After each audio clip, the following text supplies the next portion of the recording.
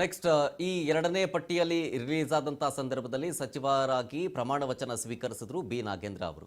ಹಾಗಾಗಿ ಈಗ ಸಚಿವ ಬಿ ನಾಗೇಂದ್ರ ಅವರು ರಾಜೀನಾಮೆ ಕೊಡಬೇಕು ಅಂತ ಗಿರೀಶ್ ಭದ್ರಾಪುರ ಆಗ್ರಹಿಸ್ತಾ ಇದ್ದಾರೆ.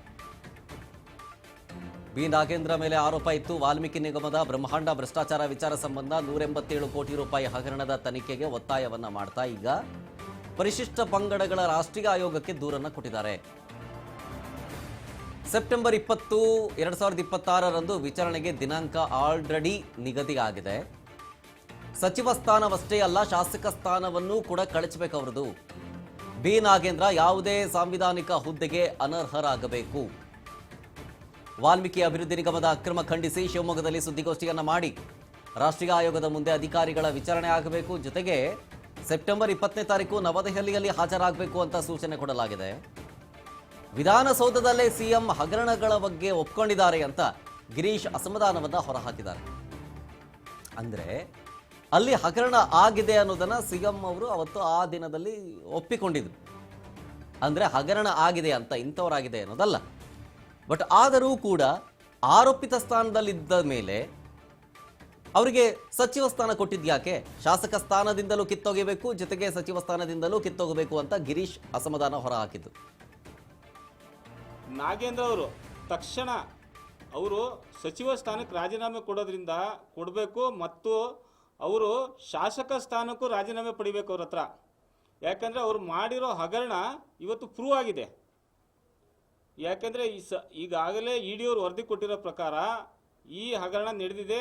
ಇದಕ್ಕೆ ನೇರವಾಗಿ ನಾಗೇಂದ್ರ ಅವರು ಅಂದಿನ ಸರ್ಕಾರದ ಮಂತ್ರಿ ಆಗಿದ್ದಾಗ ಅವರೇ ನೇರವಾಗಿ ಭಾಗಿಯಾಗಿದ್ದಾರೆ ಅಂತೇಳಿ ಅವರಿಗೆ ಜೈಲಿಗೂ ಹಾಕಿದ್ದಾರೆ.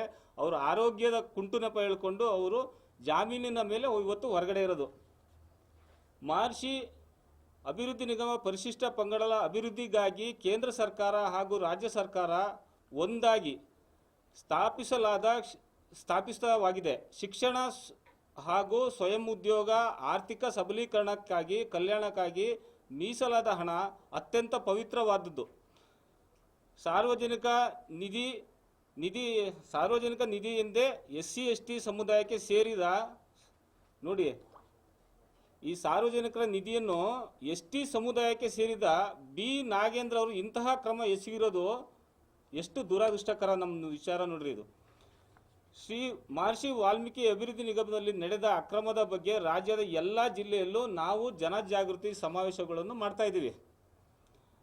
ಹಾಗೆ ನಾವು ಈಗಾಗಲೇ ದಾವಣಗೆರೆ, ಚಿತ್ರದುರ್ಗ, ಮೈಸೂರು, ವಿಜಯನಗರ ಜಿಲ್ಲೆಯಲ್ಲಿ ಉತ್ತಮ ಜನಸ್ಪಂದನೆ, ನಮಗೆ ತುಂಬ ಚೆನ್ನಾಗಿ ಜನಸ್ಪಂದನೆ ಸಿಗ್ತಾ ಇದೆ. ಸಾವಿರಾರು ಜನ ಸೇರ್ತಾ ಇದ್ದಾರೆ. ಇನ್ನುಳಿದ ಜಿಲ್ಲೆಗಳಲ್ಲಿ ಮುಂದಿನ ದಿನಗಳಲ್ಲಿ ಮಾಡ್ತೀವಿ. ನೋಡಿ, ಮುಂಬರುವ ಸೆಪ್ಟೆಂಬರ್ 20ನೇ ತಾರೀಕು ವಿಚಾರಣೆ ಆಗ್ತಾ ಇದೆ. ಇಂಥ ಸಂದರ್ಭದಲ್ಲಿದ್ದಂತಾಗ ಒಬ್ಬ ಆರೋಪಿತ ಸ್ಥಾನದಲ್ಲಿ ಇದ್ದಬೇಕಾದ್ರೆ ಬಿ ನಾಗೇಂದ್ರ ಅವರಿಗೆ ಸಚಿವ ಸ್ಥಾನ ಕೊಟ್ಟಿದ್ಯಾಕೆ? ಈ ಹಿಂದೆ ವಾಲ್ಮೀಕಿ ನಿಗಮದ ಬ್ರಹ್ಮಾಂಡ ಭ್ರಷ್ಟಾಚಾರದಲ್ಲಿ ಅವರ ಹೆಸರು ಕೂಡ ಕೇಳಿ ಬಂದದ್ದನ್ನು ನಾವು ನೋಡಿದ್ದೀವಿ. ಅದಕ್ಕಾಗಿಯೇ ಅವರ ರಾಜೀನಾಮೆಯನ್ನ ಪಡ್ಕೊಂಡಿದ್ದು ಅನ್ನೋದನ್ನು ನೋಡಿದ್ದೀವಿ. 187, ಒಂದಲ್ಲ ಎರಡಲ್ಲ, 187 ಕೋಟಿ ರೂಪಾಯಿಯ ಹಗರಣ ತನಿಖೆಯ ವಿಚಾರವಾಗಿ, ವಿಚಾರಣೆಯ ವಿಚಾರವಾಗಿ ಅವರಿಗೆ ಸಚಿವ ಸ್ಥಾನ ಅಷ್ಟೇ ಅಲ್ಲ, ಶಾಸಕ ಸ್ಥಾನವನ್ನು ಅಲಂಕರಿಸಲು ಅವರು ಯೋಗ್ಯರಿಲ್ಲ. 2 ಸ್ಥಾನವನ್ನು ಕಳಚಲಿ ಅವ್ರ ಕೈಯಿಂದ. ಬಿ ನಾಗೇಂದ್ರ ಅವರು ಯಾವುದೇ ಸಾಂವಿಧಾನಿಕ ಹುದ್ದೆಗೆ ಅನರ್ಹರಾಗಬೇಕು, ಯಾವ ಸ್ಥಾನದಲ್ಲೂ ಕೂಡ ಇರಬಾರದು.